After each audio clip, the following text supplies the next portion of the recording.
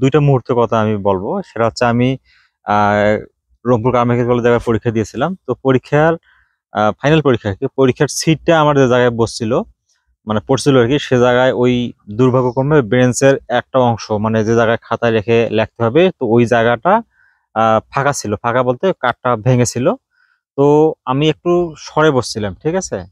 তো ওইখানে যে ইনভিজিলেটর ছিল অর্থাৎ যিনি রুমের দায়িত্বে ছিলেন শিক্ষক, মানে কলেজের প্রভাষক, আমি ওনাকে বললাম যে, "স্যার এই ঘটনা, আমার এখানে তো বসে লেখা সম্ভব হচ্ছে না।" তো উনি এতটাই স্ট্রিক্ট ছিলেন যে উনি আমাকে আ বললেন যে, "তোমার যে জায়গায় মানে তোমার তো বলে না আপনার, যে আপনার যে জায়গায় সিট রয়েছে আপনাকে ওই জায়গায় বসতে হবে। কোন চাপাচাপি করা যাবে না। ওই জায়গায় বসে পরীক্ষা দিতে হবে।"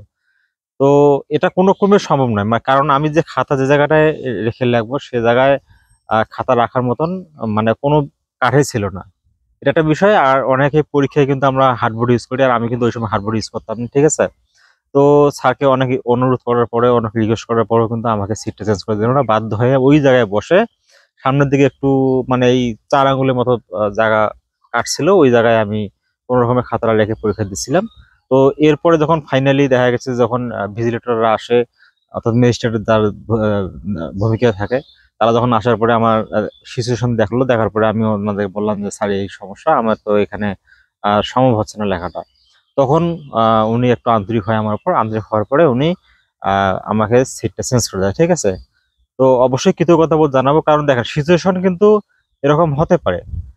যেমন আজকে এসএসসি পরীক্ষার যে সিচুয়েশনটা হয়েছিল, আমরা আ পরীক্ষার ডিউটি করতে যাই এবং যখন প্রশ্ন মানে বহুনির্বাচনী প্রশ্ন যখন আমরা দেই, বহুনির্বাচনী প্রশ্ন দেওয়ার সাথে, সাথে ওয়েদার এত আ গুড়গুড়ে অন্ধকার করলো বৃষ্টি হওয়ার পূর্ব মুহূর্তে দেখা গেছে যে ওখানে ৫-৭ মিনিট কিন্তু কিছুই দেখা যাচ্ছিল না। ওই মুহূর্তে আবার বিদ্যুৎ চলে গেছে। তাহলে এমন একটা সিচুয়েশন, স্টুডেন্টরা কিন্তু ওই ২-৪ মিনিট কিন্তু বসেছিল। তারপরে আমি ওদেরকে অনুরোধ করছি যে, "দেখো তোমরা একটু কষ্ট করে হলেও লেখার চেষ্টা করো। কারণ তোমাদের কিন্তু বাড়তি সময় দেওয়া হবে না। যেহেতু আমরা আইনের বাইরে যাব না। তোমাদের ওই সময়ের মধ্যে লিখতে হবে।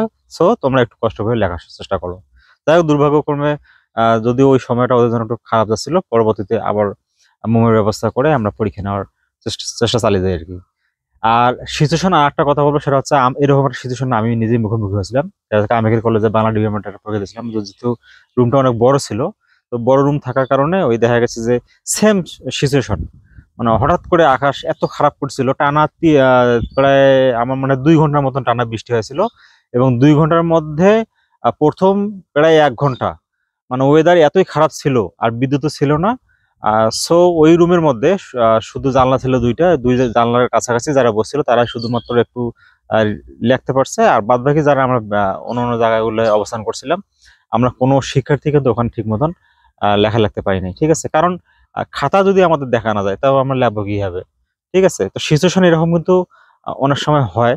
তো এই সিচুয়েশন গুলোকে কিন্তু মেনে নিতে হয়। ঠিক আছে?